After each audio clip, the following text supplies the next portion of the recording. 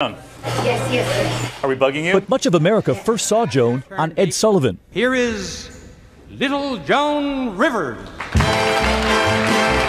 Joan Rivers emerging from behind that curtain nearly 50 years ago. Weren't you pregnant on Ed Sullivan? Pregnant and you weren't allowed to say it. Soon we're going to hear the pitter-patter of little feet. And that was breaking ground. That was breaking ground to say pitter-patter of little feet. May I say, Mr. Sullivan, I'm delighted to be here. And hers was a groundbreaking and sometimes backbreaking journey. This is where my career has come to. I'm sitting on a stool that's coming apart. Okay. She invited us to her New York City apartment. The photographs everywhere, and us too. I usually don't let people come over. I must have been very sad or very drunk. Joan took us back to her first days on The Tonight Show with Johnny Carson. Right smack then and there. Changed my life. Weren't you the first and only permanent host?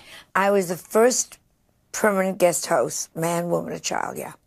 And only. And that gig with Carson would lead to another offer to do late night comedy on another network. And as soon as I got the Fox show, I called Johnny and said, Johnny, I've got it. And he hung up on me.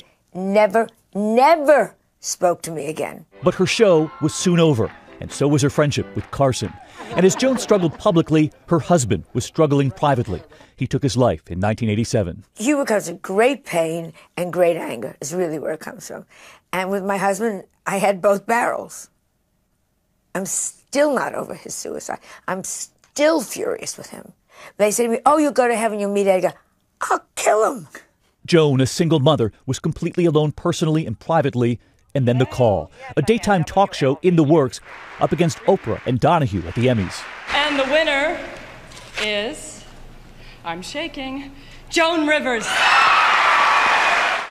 2 years ago, I couldn't get a job in this business.